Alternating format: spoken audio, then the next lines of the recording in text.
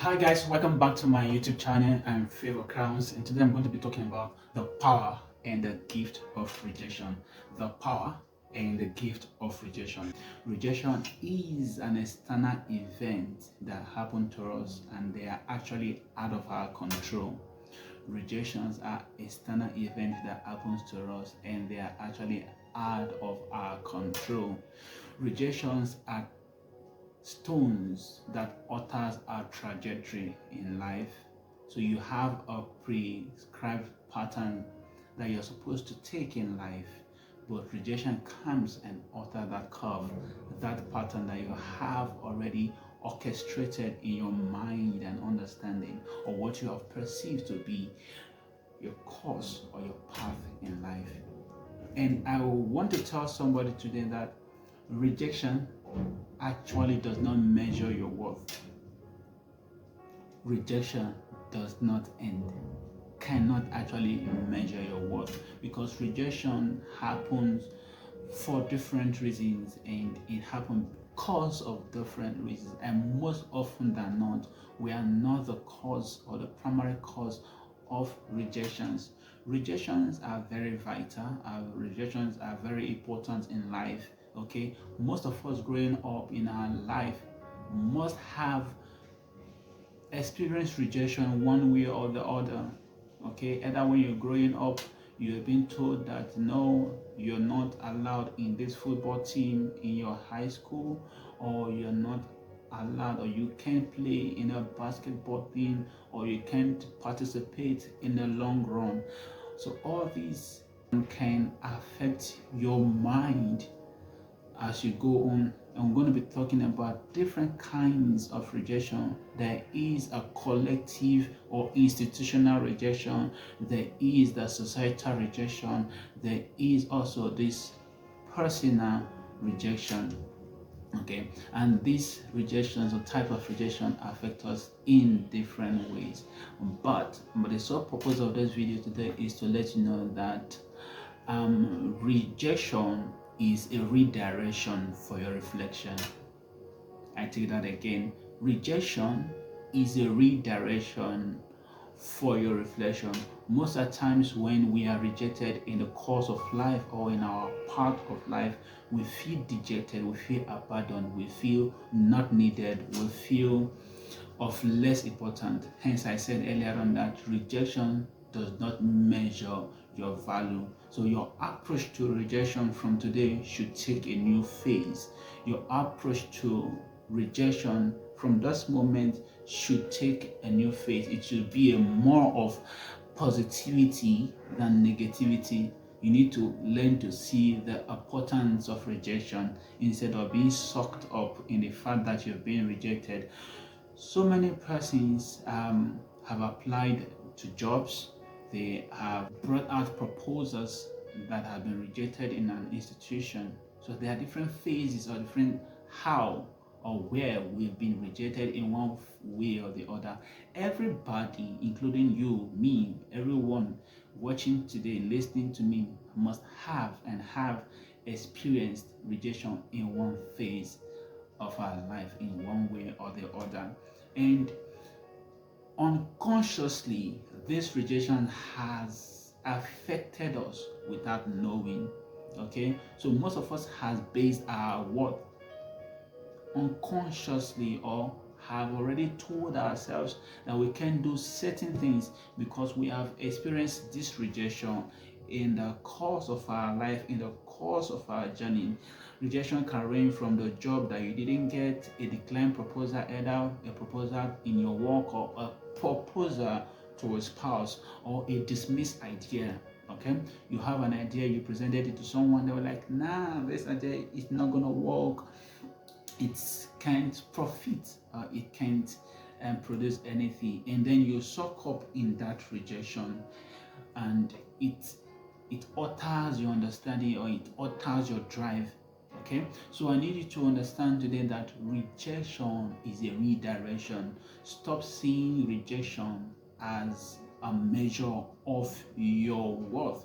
Rejection is not a measure of your worth. There are other things that are in our control, and there are things that are out of our control. Okay, so today you need to have a perspective or understand what is in your control and what is out of your control. Now, the things that are in your control, the things that you can control, is your thoughts, your action, and your behavior. Okay, your thought, your action, and your behavior, you are absolutely in control of these factors. Or the factors that are not in your control, okay, you can't control the past, you can't control the future, you can't control people's perspective of you, you can't control the societal perspective of you, and you can't control rejection. You don't have a control of rejection. You can only take a deep dive into the past and analyze it and see how it can benefit or profit you for the present and even the future. But you cannot determine what the future will turn out to be. You can't also determine or choose how people can perceive you. All right. The only way you can have a little control over what people can think or perceive of you is your action, your thoughts, and your behavior. All right, because when you present these to people, or this are the yardsticks at which people can measure you with. So when you have these in place, you have a little control over these factors. When you have an understanding of the things that you can control and the things that you cannot control, you will have another perspective of how you handle rejection. You need to view rejection as a chance to build resilience, character, and personal development. Now, you are applying for a job, you've been seeking for a particular job, and you're not being accepted, or they keep declining your application. What does that tell you? There is a certain qualification, or there's something they are looking for that you don't possess. Now, it is your responsibility to go back, sit down, and analyze these things and build yourself, develop yourself. Not all rejections reflect our shortcomings. Now, somebody will be beating his or herself, or even at the verge of committing suicide, because they've experienced unending rejection of different form and different sorts. Nothing is working for you. It seems like there is a block road. You've been rejected. Jobs are not opening. Um, you proposed, you were declined. You feel dejected, or probably I once heard a story of someone who actually liked a lady, was asking this lady out. Along the line, I think out of pity, they get along. 2 years, 3 years down the line, and the guy decided to propose. The girl was like, no, he doesn't want. And that devastated the guy deeply. And the guy swore to himself that if I don't have you, nobody will. He ensured that everyone that comes to the way of this lady, he chased them away. He became a stalker, a pen in the axe. Why? Because he couldn't handle rejection. Most people, as a result of rejection, commit murder. Most people, as a result of rejection, commit suicide. Not everyone is able to handle rejection. Not everyone is able to face rejection, especially a congregational rejection or a collective rejection. Now, let me digress into that a little. A congregational rejection or a collective rejection is, let's say, in a church or in your workplace, and you are known, like you are very known not to be good at this thing or a particular task. And no matter how well you present it or you want to present it, they will never accept it because it's coming from you. That is a collective rejection. Now, the worst part of rejection is self-rejection. Self-rejection can kill your morale. Self-rejection can kill your worth. Self-rejection can kill your drive. Self-rejection can kill your vision. Self-rejection can damage your future, because when you reject yourself, there is no way you can make things happen for yourself. When you tell yourself that you are not able, you are not qualified to do anything, no matter what anyone does, no matter the motivation, no matter what is prescribed, until you sit up and change that mindset of rejection, until you praise it with a push, you can't scale through it. It's going to keep you down for the longest time. Rejection is a redirection for a reflection. I will also say rejection is a redirection for your vision. Rejection is a redirection for your destiny to align. Let me give you an example. When someone wants to shoot an arrow, he aims with the arrow, pulls it back. While you draw the spear back, you push the arrow forward. Okay, and when you stretch the arrow, it has to go back first, right? It goes back first. That is rejection. While men are rejecting you, God is pulling you. So when you stretch and release, you are projected. You are propelled. The arrow is projected and propelled with greater strength because it has been pulled back. So when you are rejected, it's a time for you to gather momentum. It's a time for you to gather strength.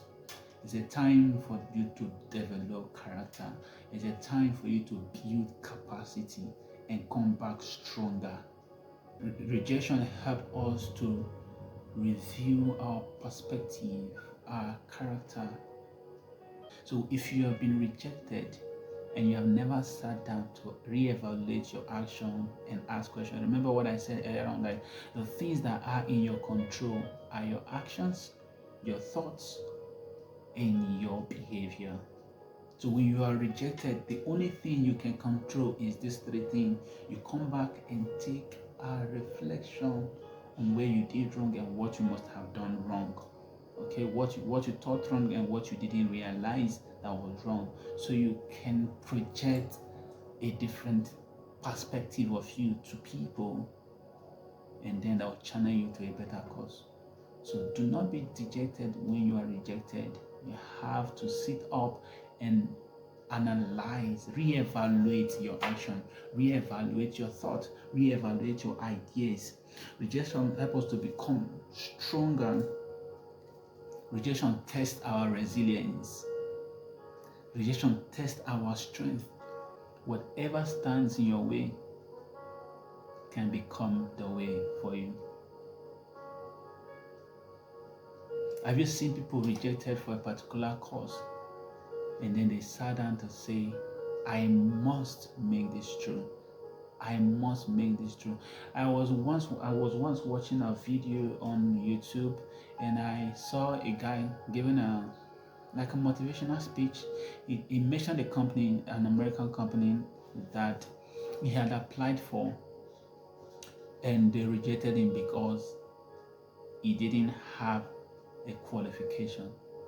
So he went back, obscured himself, did courses. 4 years later, he applied again, and now when they took him in, the reason why they took him in that I don't know how, but most companies do have database of applications, right?